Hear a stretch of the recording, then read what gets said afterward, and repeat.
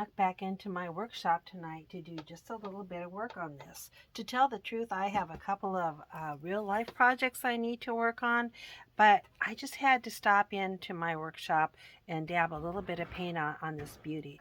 Now I went ahead and took this wall out. The main reason is so I could photograph the wall as well as photograph the interior of the house.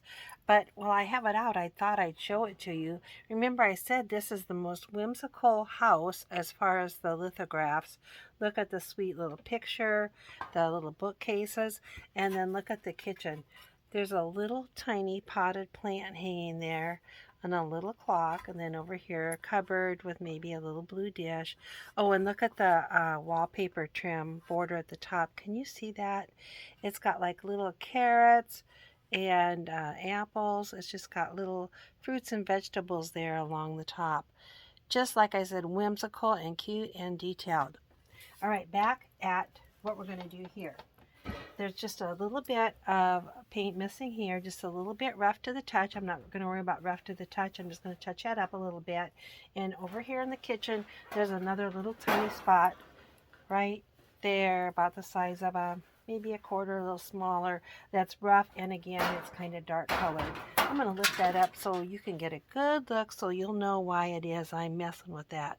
Can you see that a little bit right there at my tip of my thumb? And I might do a little bit on this green edge too, because remember, the next thing I'm going to do is photograph this, and I want those photographs to be nice so that if somebody wants to print this off and use it in their house, they won't have that spot there. So we're going to match that. Kind of a tan, kind of a darker tan, kind of khaki. And then there's a little spot over here where it's been scratched from the floor going in and out. And so I'm going to put some yellow here, and then some, this is what I call dollhouse white. In this case, it's really an off-white. I'd be curious to know if any of you guys have this house that have more of a bright white on the interior. Is this normal for it to be this far off of an off-white? Or is this one just been because of the way it's been stored and the age and so on? I don't know. I don't know if any of them are bright white at this point or not. All right, let's get some paint mixed up and get that little bit stuff touched up.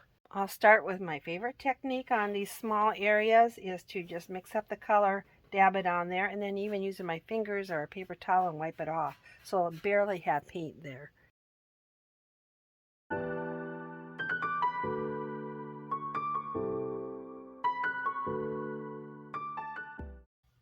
As long as I had that color mixed up, I went back and any little tiny dots, little bitty tiny dots, I got real down close to it and just tapped a little tiny bit of paint and then smudged it off on any tiny dots in that area.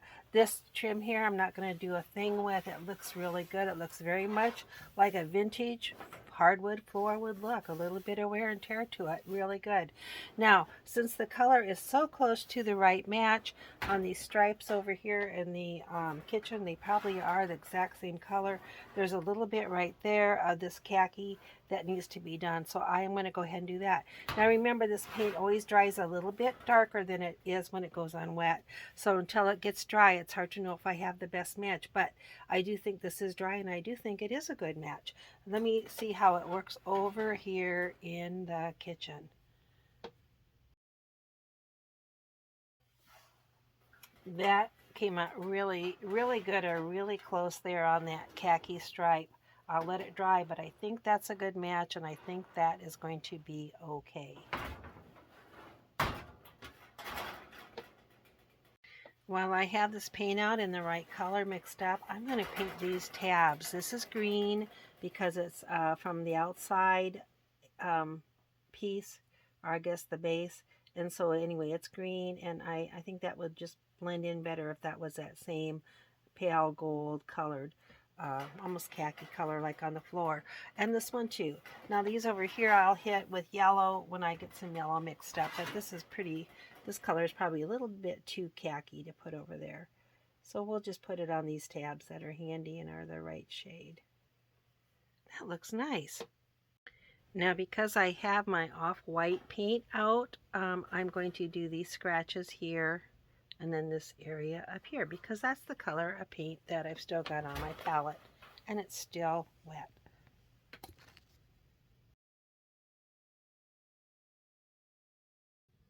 Okay, I mentioned I'm going to put green along this edge. It's pretty chipped and a little bit worn along there.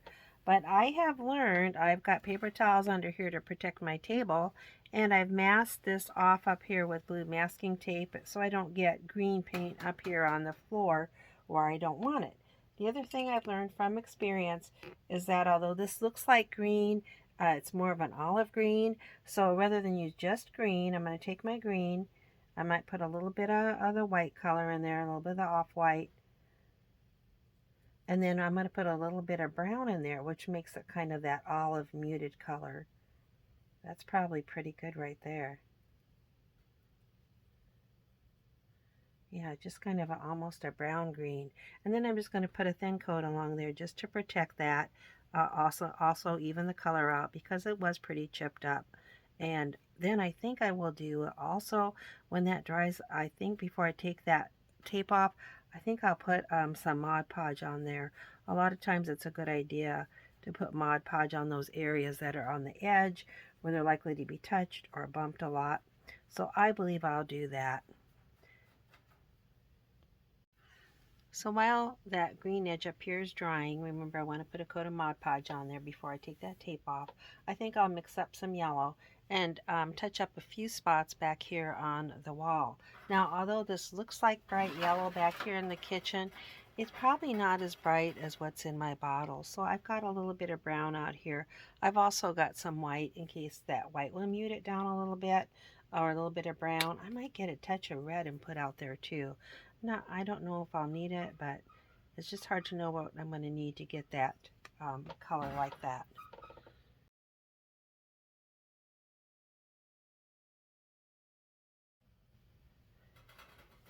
That little bit of red right out here in the middle of the floor, and then I think we'll be done painting. I am so close to done painting tonight, I think I'm going to finish it up. So remember I said I wanted to Mod Podge the front of this where that green is. And so I got my Mod Podge out. I'm going to do that. It's only going to take a minute. But before I do that, I want to talk about Mod Podge. Because a friend of mine recently was working on a craft project and I said, well, you might want to put a coat of Mod Podge on it to protect it. And she said, well, what's Mod Podge? Well, I forget that not everybody comes from a crafting background. Now, my mother was a talented crafter, and so I've crafted my whole life, and I wouldn't say I'm particularly talented, but I've had a variety of craft experience. So I thought I'd let you know what Mod Podge is if you don't know. This is kind of, it says it's a water-based glue, sealer, and finish. You can put it on and it'll add a little bit of shininess to your work too, and it says gloss or luster finish.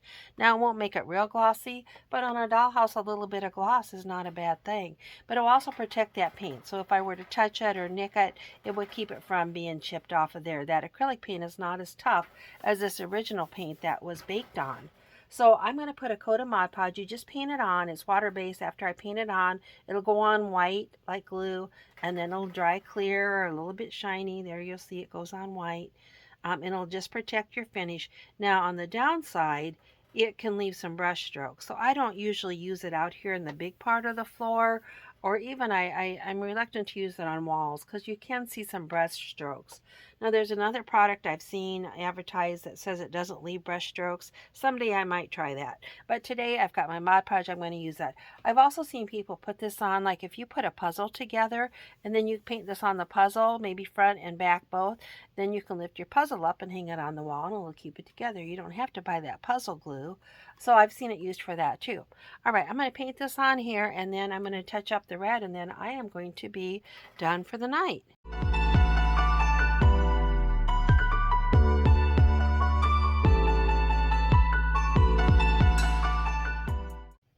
While that Mod Podge is drying, let's go ahead and do that red.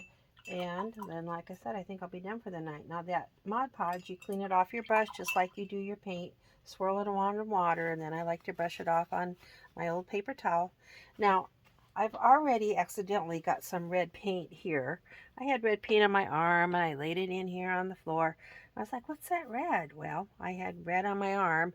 So I can tell you that this red out of the bottle is not too bad of a match because I've already accidentally tried it. But I think it could use a little dab of yellow. So I think it's just a little bit too reddish. And I've got a little bit of yellow out here. So let's just put a little bit in there. He's just a little bit of a red orange rather than a red red. Let's see how that looks. I don't even have to put it on my arm. I can just use the brush. You probably couldn't see that, but I dabbed on there. It's just about perfect. I think it could use a little more yellow.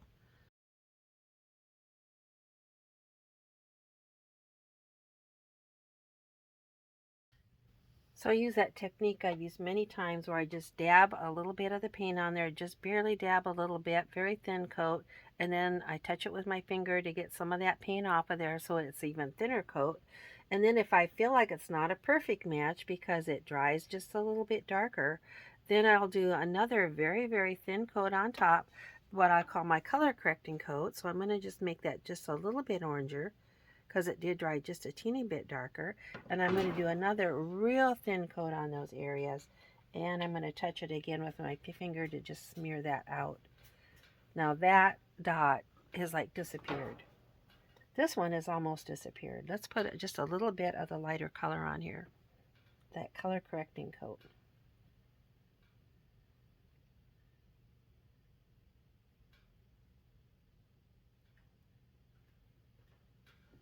And that has made that dot disappear. All right, so I think I'm done for tonight, and I am excited to come back tomorrow because tomorrow I'm going to get my hammer and we're going to see if we can straighten this out, and then I think it's ready to put together. Oh, I have to photograph it before I can do that, and also I'll probably put a coat of polish on it, so we have to do that too. But it's getting really close to done. I'm looking forward. Before I take the pictures, I got to take the hammer and straighten it out, so that'll be the next part. I'm excited to do it to see how it goes.